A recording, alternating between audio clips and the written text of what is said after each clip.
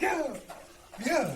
Hey, y'all. How y'all doing? Welcome to the BNF podcast. This is the Bachelors and Fathers podcast. I'm the father, Queasy. And I'm the Bachelor, J-Rob, and I'm out of breath. That was too much dancing for me, y'all. Way too much. Hold on, give me a second. Hey, no, it's cool. I'm gonna go ahead and tell them, like, we got a good episode for y'all today. We're gonna be talking about a couple of things, but as you can see, we wanted to honor DMX in the beginning, you know, RIP to a hip-hop legend. Hip-hop and pioneer. Yes, sir, J-Rob. I wanted to get your take on, if you hop in the whip and your go-to rappers, I want to hear your 5 go-to rappers whenever you hopping in the whip. Yes, right now. Well, yeah, man, like you said, man, rest in peace to DMX, a true hip-hop legend. And we lost another Dallas legend, in my opinion. Long live 3. Mo 3, we lost him earlier this year. Yeah. So he's big on He was my infamous. playlist. Yeah. I played him a lot. Larry June, Drake, of course. How many is that? That's 3? Yeah. I've been listening to Life After Death a lot, believe it or not, even though that album came out in 1997. I'm listening to Life After Death a lot. So Biggie, I throw him in there. That's 4. Yes, sir. Number 5, I would have to say, it's this cat that I grew up with. His name is Kalen Darnell. He has a project out. He has 2 projects out on Apple Music, Deposits and Probably Heard. Those 2 are definitely in rotation for me. So I'm definitely with the support of the local rappers. I'm definitely with that. For sure. What about you, dog? If I had to say it, first off, it's gonna be the baby. He too hot right now. You know what I'm saying? He be having me rocking. Trippie Redd, he give you that rock star, pop, and hip hop all in one. Now, he's one of my favorite artists, to be honest. Then I'm gonna go Drake. I gotta agree with you on that one. Thank you. The GOAT. And since Young Thug just dropped Slime Language 2, I gotta go with Young Thug and Gunna. That's out right now? Yes, sir. Yeah. Slime Language 2. So I was trying to listen to it a little bit before we hopped on, and you know I caught a couple songs, but it's definitely sounding like he got a lot of features on there. And bro, Thug don't miss. Even though I was skeptical because he was wearing a dress and all that, I don't condone that. But he don't miss. He don't. But, okay, so if I had to switch it up, I know you're the Bachelor and everything, and I know you keep it P all the time. What's your R&B top 5 go-to? Like, whenever you just in the mood to chill, whenever you just in the mood to keep it smooth, suave, what's your 5 right now? Now you talking my talk. My top 5 artists that I'm listening to, off top is Kehlani. That album was ridiculous. That was the hardest album in 2020, in my opinion. Probably second to that Simon B with Chris Brown and Young Thug. But Kehlani, yes, definitely her. Brent Faiyaz, obviously. Oh, yeah. Giveon got a project out. I love his album. He do. I just downloaded it, but I didn't listen to it. But, okay, so what's that? That's 3. That's 3? Yes, sir. Tory Lane's Playboy came out. And there's a couple of songs on there that I relate too much to. I'm not going to specify because I'm just showing all the cards in my hand. But there's a couple tracks in there that I really I gravitate towards. And that's number 4. Number 5 would be another Dallas local, bro, Cash Page. I don't know who that is. Yeah, that's a lady too? Yeah, it's a female. She go hard. All right. Like, check out Cash Page. Definitely. Okay, so if I'm gonna lay it down, I gotta go Ty Dolla $ign. That's my dude. Easy. Yeah, he tough in there. Brent Faiyaz, of course. Summer Walker. Don't add me. Yeah, don't add me, baby, if you ain't nasty. I don't even want to talk to you. I can't because of this, but Summer Walker, I love her. I love Summer Walker, bro. She's just fire, bro. Eric Bellinger is my fourth. He tough. And then Tory Lanez. I gotta agree with you on that one as well. Now I don't like Tory's hair. I wish Tory had better hair. He looked like a lick lollipop that fell on some carpet. Hey yo! Stop. We're not here to bash people. People got their insecurities. He's only here. Hey, Queez, you ever dropped your lollipop and you tried to wipe it off and give it to God real quick? Anyways. With all that being said, we're going to try and switch lanes right here. We're going to come at you with a lot of things that I've been seeing personally on the internet. I know you've probably seen it, and I know everybody else has been seeing it. A lot of racial and social injustice that's going on amongst our people. Okay. It really hits home, bro, because here we are in 2021.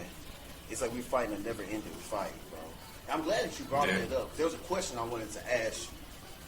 Do you think that social integration amongst blacks and whites helped us as a community or hurt us as a community? If we're being honest, I feel like it definitely helped. Definitely. Because slavery ended. With the integration of our people amongst other ethnicities, I feel like it definitely helped because we're seen as people, you know. Okay. I'm going to disagree with you, bro. I'm going to say it hurt us as a community. I'm going to say it hurt us as a people. Why do you feel like it hurt us? I'm going to ruffle some feathers, man, because during the Montgomery bus boycott in 1956, I believe, we sit here pushing for social integration, like we want to be able to eat with the whites, ride with the whites, ride in the front seat of these buses. Why in the world were we fighting for economic integration? Why were we fighting for ownership, for our own, you know what I'm saying? Why were we fighting for resources, land, things that everybody else was given? You know what I mean? Like, people were coming over to this country. This was the land of the free. America was giving away land to everybody but black people, bro.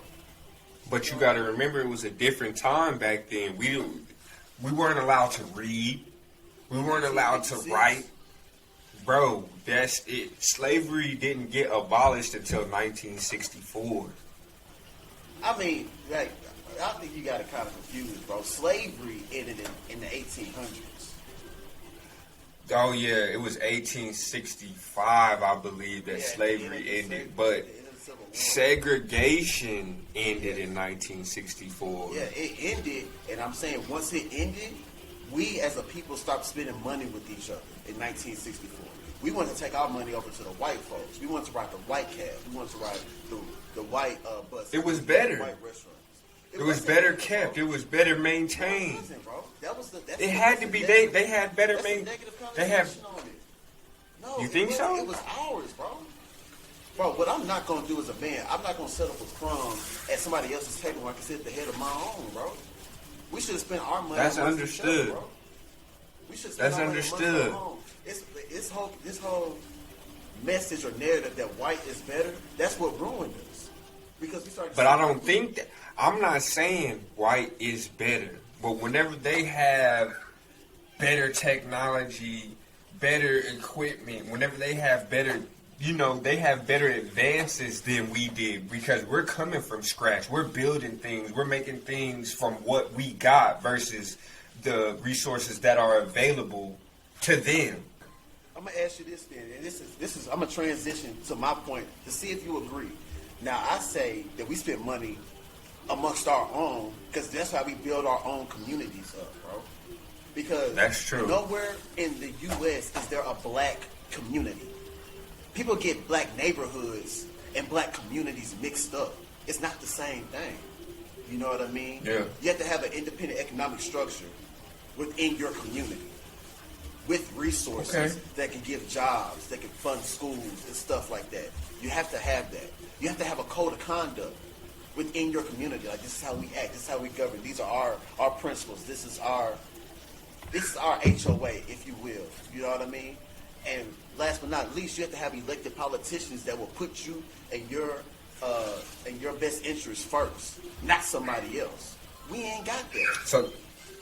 But that all goes along to, we got segregated. That was only 57 years ago. We got integrated. That was only 57 years ago, bro. So the people that are in power are the people that were either in that time, grew up in that time, raised by people of that time, or people now that are raised by people of that time. You know what I'm saying? So it's up to us. A lot of people don't vote. And I'm not here to talk about politics and everything, but I'm saying if you want, whenever you go to things like that, whenever you're talking about the judges, the politicians, police officers, whenever you're talking about people of corporate power, these are all people who have already been raised upon, generational wealth. People, a lot of those kind of people already know about generational wealth and things of that, nature. So they was already put in place, and it just so happened that these people were raised, born, grew up in a society that wasn't, integrated. Yeah. So they don't look at us the same. That's my point, bro. That's my point. They don't look at us the same because America wasn't built for us. It was built on our backs, but they didn't have us in mind when they sat there and wrote the Constitution. They didn't have us in mind when they wrote the Declaration of Independence. None of that BS was for us. None of it. Bro, up until 1865 or 1866, I don't know. It was 65. It was 5, yeah. We had 12 amendments, bro. That BS didn't apply to us. And to be honest with you, the 14th and the 15th. Yeah. That came after the Civil War. The only reason, before you say that, but the only reason that Abraham Lincoln went ahead and signed that to get us, freed the slave, was to end the Civil War. He wanted to punish the Confederates, because he was part of the Union. Yeah, so the only reason he ended slavery was to punish. That's the biggest money maker. We're the biggest money maker. Yeah. The labor of us funded America, bro. He wasn't doing us That's a true. favor. The labor of us is funding a lot of America right now. That goes all the way up to the small fast food chain jobs and everything else. You know what I'm saying? And a good majority of the time, the only reason why we're working in those positions is because a lot of people don't know about generational wealth. They don't know about finances. They don't know about budgeting. And I can't say that's not any particular person's fault, but it's almost like a generational curse because you grow up seeing your father working 2 jobs. You seeing you seeing your mother working at the same time, and then growing up to that, you think that that's the only thing to do, or to go to college for a reason that you don't even know. You don't know why you want to go to college, but going to college after high school is something that you should do. Yeah, and that's really a waste of money. It's 2021, bro. And the only way we can level the playing field is by spending money with our own, bro. That's all I'm trying to get across. That's just my take on it. Y'all comment in the comment section. Tell us what you think. Do you think that social integration helped us or hurt us as a people? You heard both sides. We want to know what you guys think. Okay. That's fair. So then, since we're on the topic, we do still face the fact that we're being socially and racially abused. Did you see that LT get arrested on social media? I don't know if you saw that or not, but did you see that? About the LT in Virginia, right? Yeah, he got arrested, pepper sprayed in the car, his hands was up, all that. Yeah, I saw that. Yeah, I saw that. What's your take on that? Man, okay, bro. Here's my take. I'm about to offend a lot of people. Okay. This is when you think you know the law could hurt you. When you don't know the whole shebang when it comes to law enforcement. What's up, Queasy? Now he said think versus knowing. That's two different things. Whenever you think you know the law and you know the law, that's 2 different things. Yeah, like this. Unless you're in law enforcement or unless you're in the criminal justice department of some sort, bro, stop it. You know what I mean?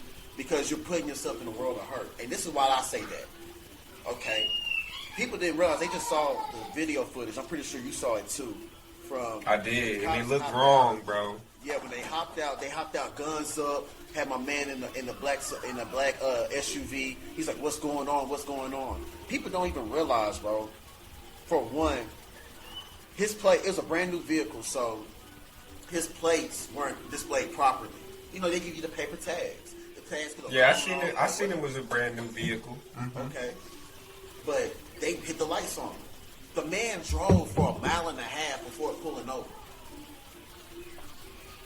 1.5 miles. That's new information to me, man. I'm not gonna lie. 1.5 miles is a long way. 1.5 miles because he's looking for a well-lit area. Don't get me wrong, safety's a big thing for me too. But I'm not finna drive 1.5 miles with cops running code on me. Because then you just because now it look like you running. You look like you're running, and it look like the car is stolen. It's a high-risk traffic stop at that point. So yes, they gotta get you up out the car and see what's going on. That changes the narrative, bro. That does change the narrative. That changes the whole narrative because now they're on edge because you escalated that situation. But now you sitting there like, and then here's another thing, Queasy. I'm finna hit you with one. Cuz had a gun in the car. Ooh. Cuz had a gun in the car.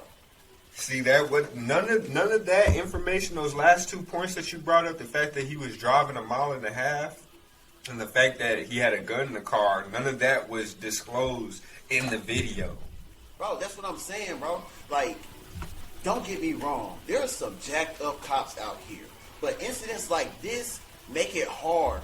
They don't help us in any way. They make it harder. You know what I mean? So, regardless, I'm gonna just go. I know I'm going a little bit over my time here, but I want to talk about the officer that pepper sprayed him. What's wrong? You know what I mean? Because when you're in law enforcement, it's all about how you diffuse a situation and your problem-solving skills. Any fool can get a gun, bro. We were both in the military. We had 17, 18, 19-year-olds next to us with 210 rounds on them. That's just 5, 6 rounds. See, but whenever you put it like that, though, not to cut you off, whenever you put it like that, though, you have to think about the safety of a police officer and being a police officer. At that point, it's not really about you being black. It's not really about you being Mexican. It's not really about you being white. It's the fact that you basically ran on us. We hit the Whaler 1.5 miles down the road, and come to find out you got a pistol in the car with you, whether it's registered or not. That's sketchy. Man. Listen, bro. I always ride with my Glock on me, bro. Every time I get pulled over, hey, just let you know my gun's over here. Oh, that's different. The video didn't. The video that people saw a man with his hands out the window. Yeah. An aggressive cop, a semi-aggressive cop, and then they seen the man get pepper sprayed. Whenever you see that narrative, you automatically jump to the fact that, oh man, yeah, you automatically jump to that. So it's different whenever you know the facts. That's why I always say it's 2 sides to a story. Always 2 sides. It's really 3. Yeah. Your side, my really side, 3. actual truth. But yeah, I will say this though. When you're looking at the demeanor of both of the cops, because I like to read people, the younger cop was like, "Bro, just get out, just work with us. You have to work with me, and we'll give you something." Whereas, what's his name? Gutierrez. I don't know what his fat ass name is. Like, I can't stand cops like that, bro. I feel you, bro. I can't stand, like you said that something. You need to be scared. You got the law, obey it. You ain't the overseer. Oh God, because if you didn't have that badge on, if you didn't have that badge, we'll really see what's up. The LT didn't have that leg to stand on. Why? Because he thought he knew what the law was. Right. You're making it harder for yourself. That's all I got to say. Okay. So, with that being said, I ain't gonna lie, bro. It's been a lot of stuff that happened in a week. That's why I said it's a lot to unpack. That Minneapolis situation. Daunte Wright. I was just about to ask your take on that. How you feel about that? Rest in peace to him, man. That could have been avoided. It could have been avoided. Sir. But I'm going to shake some bets with this one, Queasy. It could have been avoided on his behalf, too. Yes, sir. I truly believe that one. Without even knowing what you're about to say, I believe that as well. So for the people that don't know, Daunte Wright was riding, I want to say with a female companion. He was pulled over for having air fresheners hanging up in his rearview mirror. Is that cause to pull somebody over? I don't know. Maybe they had to meet a quota or something. You never know. So they pull him over, they run his license. Folks don't realize Daunte had a warrant. He had a warrant for his arrest. Ooh.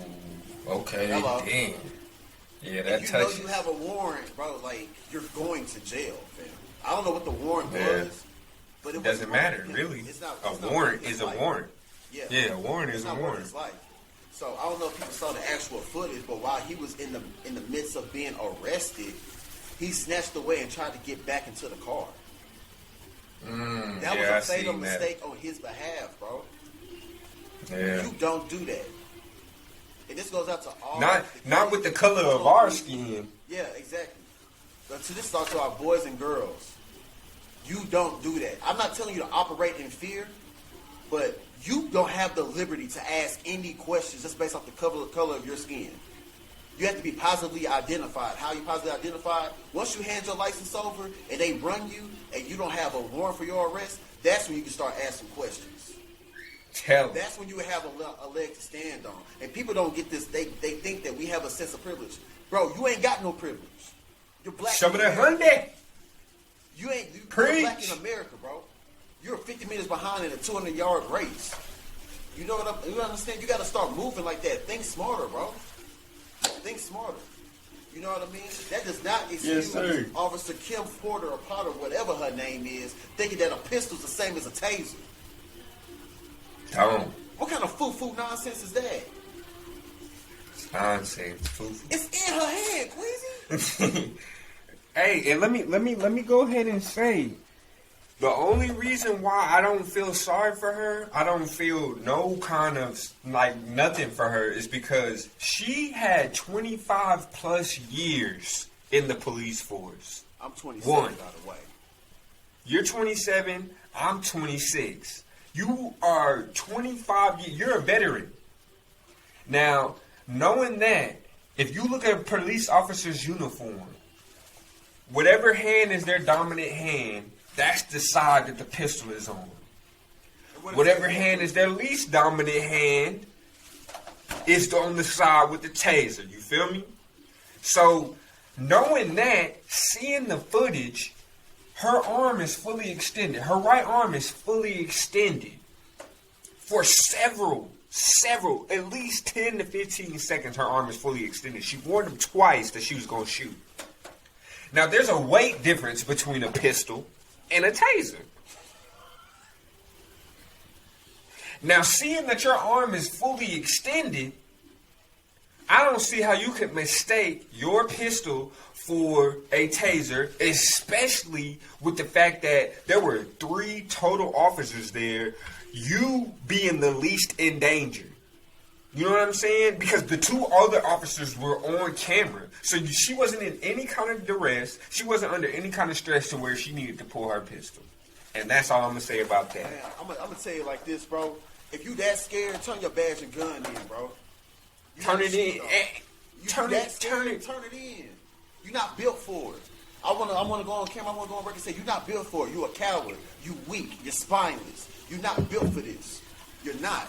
And this coming from somebody that got 4 deployments on his resume. What you talking about? But another thing happened just before the end of the week, man. Just before the end of the week. My man was... yeah, I know you're talking about. Yeah. He was walking. It happened in South Carolina. He was walking, minding his own business in his own neighborhood. And this is where it looks bad because the guy that stopped him was a white male, and he just so happened to be in the Army. And he told him he don't belong in this neighborhood. He need to go ahead and move on about his business. The guy was just walking from what it looked like in the video. But I want to know what your take is on that. I'd have bust him in his damn mouth. Come to the street, bro. I will beat your motherfucking ass. So you the scrap. I would have busted you scrapping. Real quick. Right in the mouth. What you mean? What you think this is? You don't belong in this neighborhood. Nah, bro. I bust him in his mouth right then and there. Whenever I hear words like that, I know that I'm outnumbered. Even though I can't see it, I know that in some shape, form, or fashion, I'm outnumbered. Now, whenever he pushed me, because he pushed the dude in the video, but I understood the push because old boy, not saying that he was rolling up, but the army guy already felt like the dude didn't belong there. Now he trying to challenge my wife. You know what I'm saying? That just gave him extra rah-rah. So, I mean, I understood it, but if he would have pushed me, you know what I'm saying? Like he said, you got that on video? He touched me. And I feel like he took the right precautions because now what happened? He got arrested. He was smarter than me. Yeah. He got arrested and all that. But I'm just saying, off the top, he said, he did walk towards his wife before they even happened. He said something to the effect of, you need to walk out here, I'm going to carry you out of here. But show me what's up. Show me. And see, I'm not the baddest man in the world. I'm not the baddest man. I'm not the strongest man in the world. But that would be the day you're going to have to show me. You got to show me I feel you. And see, that's what I'm not going to say that's what our problem is, but to a fault, that's almost our problem because of how we had to grow up strong, prideful, headstrong. You know what I'm saying? That's pride, bro. It's not even. It's pride because and I'm getting emotional just thinking about it, bro. Bro, my grandfather had to step off of sidewalks for people to walk past him and stuff.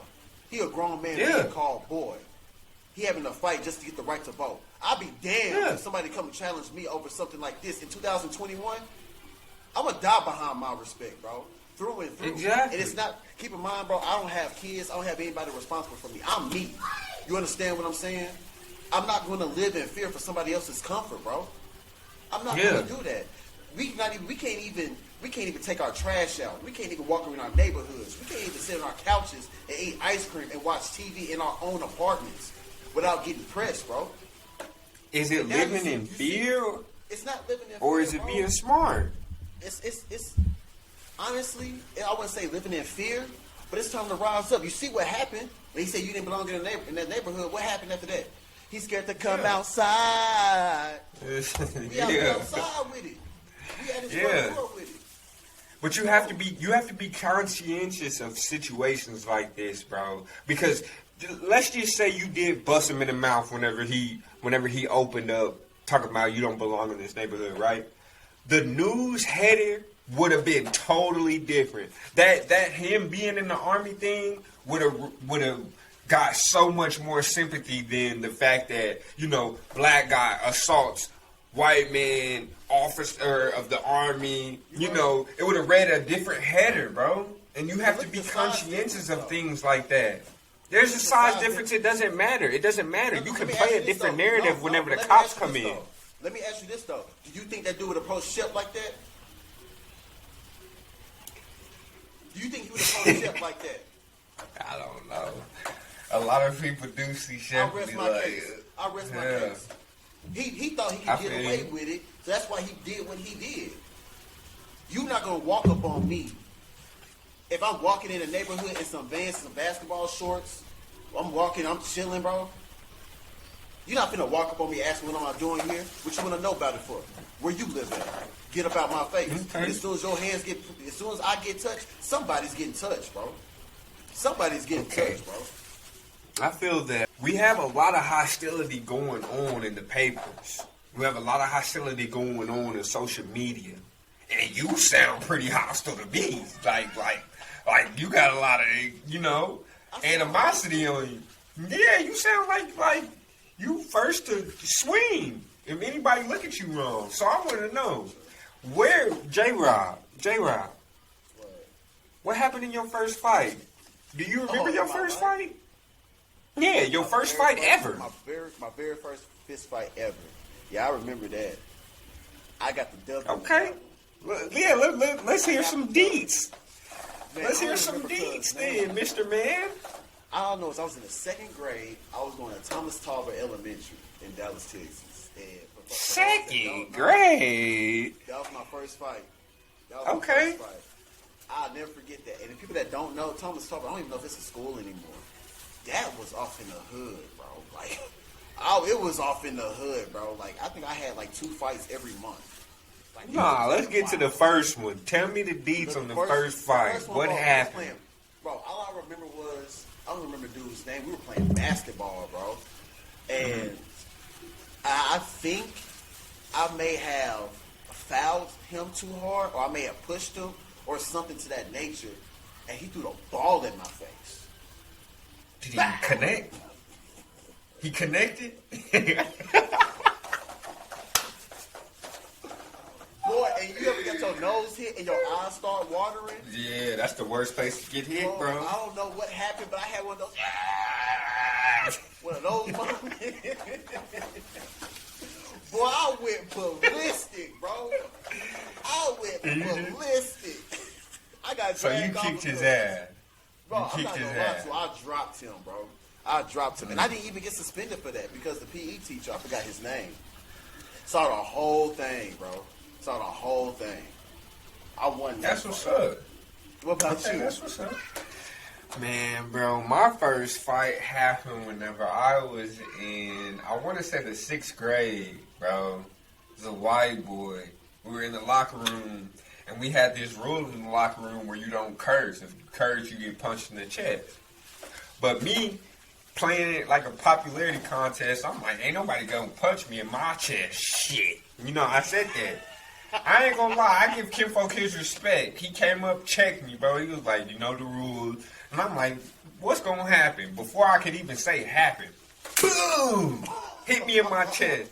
I said, it ain't hurt, but he put some shit behind that. He put some ass behind that punch. Everybody looking at me like, ooh. If nobody wouldn't have said nothing, like if they would have just played it like that's the rules of the locker room, I would have let it slide. But everybody like, ooh. So I'm like, man, shit. Boom! I punched him right back, bro. Whenever I punched him back, he just started swinging.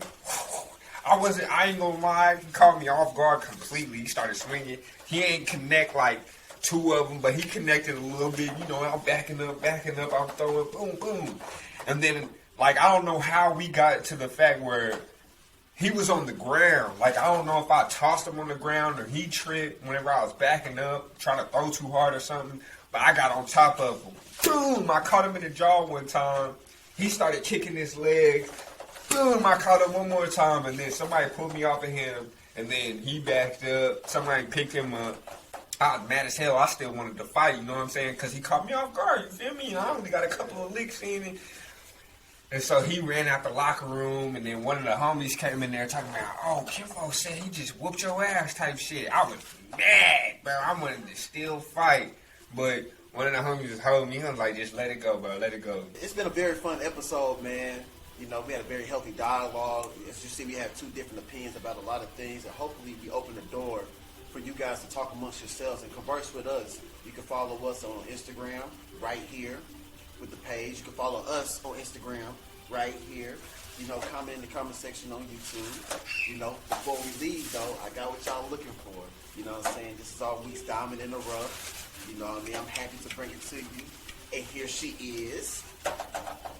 Her name is Ray. I've known Ray since, I think, 2014, I believe. We were stationed together. Hey, Ray. She's born in L.A.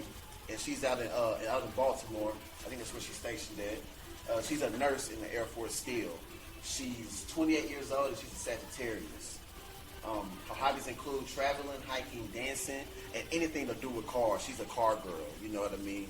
So anything we do with cars. A long-term goal of hers is to be a bossed-up wife and mother and invest in more real estate. And to her credit, I will give her that. Should be about her business, but she's annoying to me. She annoys me, but she's still beautiful. Whoa. Her attractions are simple. She wants somebody tall, respectful, and handsome.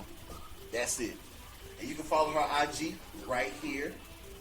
It's Rayana with a bunch of N's and a bunch of A's. There you have it.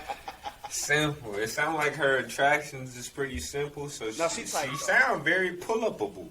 Yeah, she tight though. Very pull-upable. Make sure when you pull up on her, you gotta be correct, bro. One mistake, you out the door. So, next, she got it like that. I'm gonna be 100. Okay, ain't nothing wrong with that. So that wraps us up for today's episode. We unpacked a lot. I want to know how y'all feel about it. Follow us on YouTube, Instagram. Let us know how y'all feel about the episodes. If y'all have any constructive criticism or suggestions on topics, anything, diamond in the rough, follow us on these platforms and let us know about it. Yeah, for sure, man. Tap in with us. It's been a pleasure bringing this episode to you all. We'll be with you guys every week, every Sunday. We're dropping something, so make sure you got the notifications turned on. You don't want to miss anything that we upload. You don't want to miss anytime we do another giveaway, which might happen weekly. Not the giveaway, but weekly. We upload. You know what I'm saying? I'm not giving away money every week. Y'all not that type. Yeah, But no further ado, man. Like I said, man, we love you all. It's been a pleasure. And this is J. Rob the Bachelor. This is Queasy the Father. Signing off.